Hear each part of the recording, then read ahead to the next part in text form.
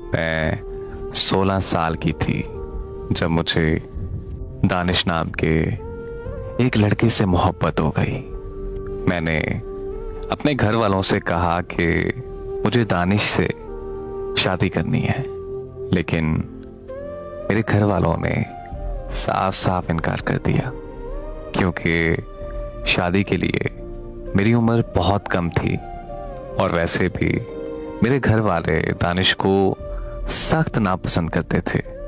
वो मुझसे उम्र में काफी बड़ा था और कोई काम भी नहीं करता था, लेकिन मैं दानिश के प्यार में इतनी पागल हो चुकी थी कि मैं उससे शादी करने के लिए किसी भी हद तक जा सकती थी।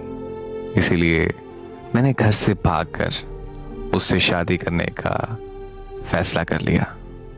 मैंने उसे कहा कि वो मुझे घर से भगा कर ले जाए, लेकिन उसने मुझे साफ साफ इनकार कर दिया, क्योंकि मैं उस वक्त नाबालिग थी। उसने मुझे कहा कि अगर हम पकड़े गए तो कानूनी तौर पर मुझे सजा हो जाएगी, क्योंकि नाबालिग लड़की से शादी करना कानूनन जुर्म है। उसकी ये बात सुनकर मैंने उसे कहा कि अगर वो मुझे नहीं लेकर जाएगा तो मैं अपनी जान दे दूंगी। ये सुनकर वो मेरे साथ भागकर शादी करने के लिए तैयार हो गया और फिर एक दिन हम दोनों भागकर वहां से बहुत दूर इस्लामाबाद आ गए। इस्लामाबाद आकर हम दोनों ने निकाह किया और हम दोनों एक घर में रहने लगे।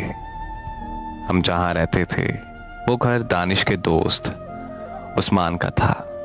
उस्मान और उसकी फैमिली नीचे वाले पोर्शन में रहते थे। मैं और मेरा शौहर दानिश ऊपर वाले पोर्शन में। अभी हमें रहते हुए एक हफ्ता हुआ था कि उस्मान मेरे शौहर की गैर मौजूदगी में मेरे कमरे में आ गया और मेरे साथ जबरदस्ती करके मेरी इज्जत लूट ली, लेकिन मैं कुछ ना कर सकी। यहाँ तक कि मैं शोर भी ना मचा पाई, क्योंकि मेरे शौहर के पास कोई रोजगार नहीं था और अगर उस्मान हमें अपने घर से निकाल देता तो हमारे पास रहने को और कोई जगह नहीं थी। इसी तरह उस्मान मेरे शौहर की गैर मौजूदगी में मेरे कमरे में आता रहा और मैं चुपचाप उसे अपनी इज्जत लूटने देती रही। 6 महीनों बाद मेरे शौहर ने मुझे उस्मान के साथ देख लिया और वो वहां से चुपचाप चला गया और दोबारा कभी मुड़कर वापस नहीं आया। मैंने दानिश को ढूंढने की बहुत ज्यादा कोशिश की, लेकिन वो मुझे कहीं नहीं मिला। मौत के अलावा मेरे पास कोई और रास्ता नहीं बचा था, मगर मुझ में इतनी भी हिम्मत नहीं थी कि मैं खुद की जान ले सकूं। बस फिर मैं चुपचाप वहीं रहने लगी। जब उस्मान का दिल करता वो मेरे कमरे में आ जाता और अक्सर अपने दोस्तों को भी भेज देता था। और एक दिन उस्मान की बीवी ने हमें एक साथ देख लिया। उस दिन उन्होंने मुझे अपने घर से निकाल दिया।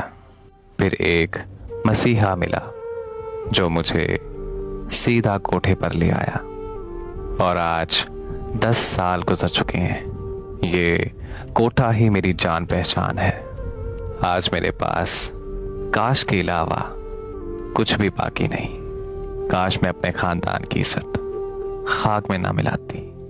काश मैं अपने शौहर से बेवफाई ना करती, तो आज मेरी जिंदगी भी नॉर्मल लड़कियों की तरह होती।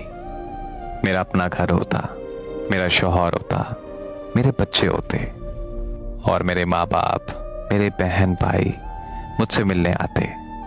लेकिन मैंने अपने ही हाथों अपनी जिंदगी को जहन्नम बना दिया।